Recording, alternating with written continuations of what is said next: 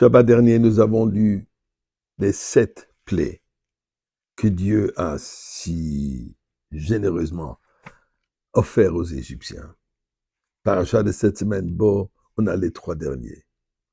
Mais qu'est-ce que ça nous enseigne? On comprend très bien que ce n'est pas juste une punition pour les Égyptiens. La Torah est éternelle. Le message est éternel.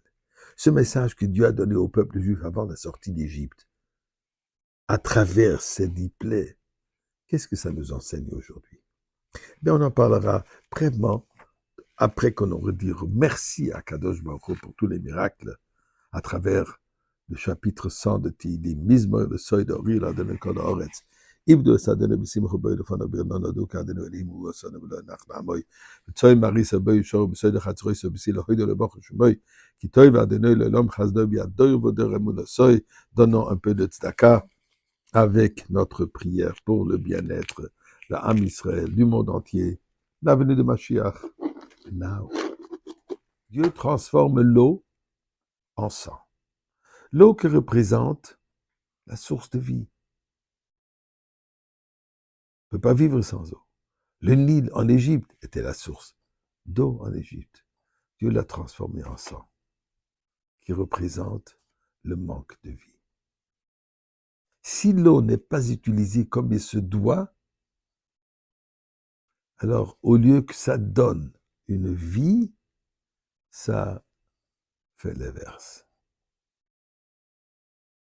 Les grenouilles, l'Égypte a fait énormément de bruit de sa grandeur. Dieu les envoie les grenouilles. Grenouille aussi fait beaucoup de bruit. Pour te dire, ce bruit, c'est comme les tonneaux vides qui font beaucoup de bruit, mais il n'y a rien là-dedans. Kinim, le pou.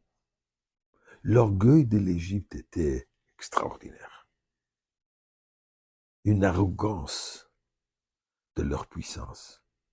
Dieu leur montre.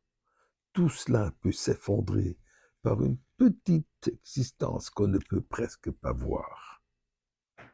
Donc une arrogance basée sur la vanité ne peut pas exister. Arov, les animaux sauvages.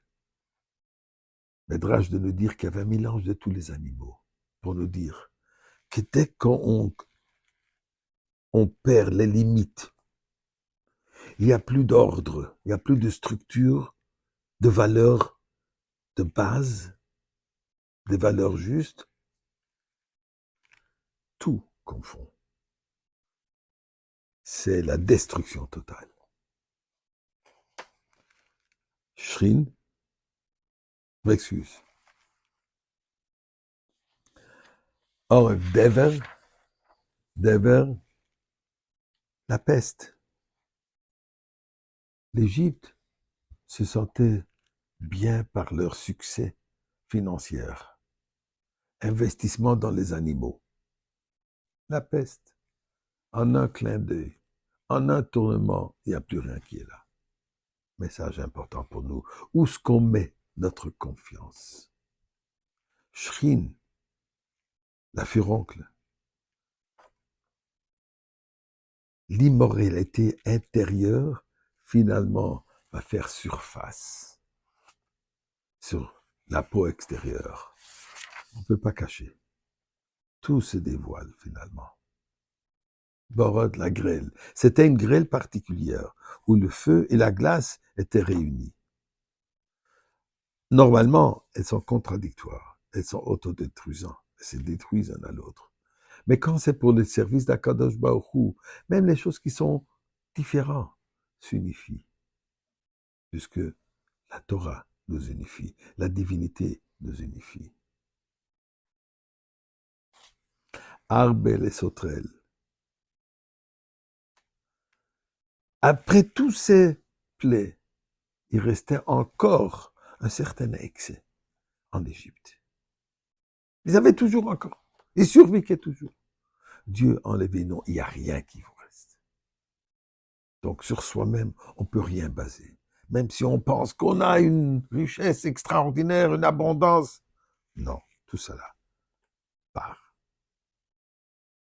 Le Choshech, le ténèbre, ici disait vivre dans la lumière, émancipé. nous dit la Torah, que cette lumière égyptienne, en réalité, c'est une obscurité tellement épaisse qu'on ne peut même pas bouger.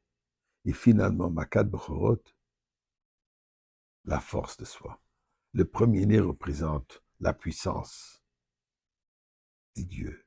Il n'y a aucune puissance, il n'y a qu'une lumière, il n'y a qu'une richesse, il n'y a aucune base, il n'y a aucun succès si ce n'est pas basé, unifié et dans le chemin vers Akadosh Baruch Hu. Là, on a la délivrance. Là, le peuple juif sort d'Égypte et devient le peuple juif pour recevoir la Torah et finalement pour transformer, illuminer le monde entier. Que Dieu fasse que ça soit aujourd'hui.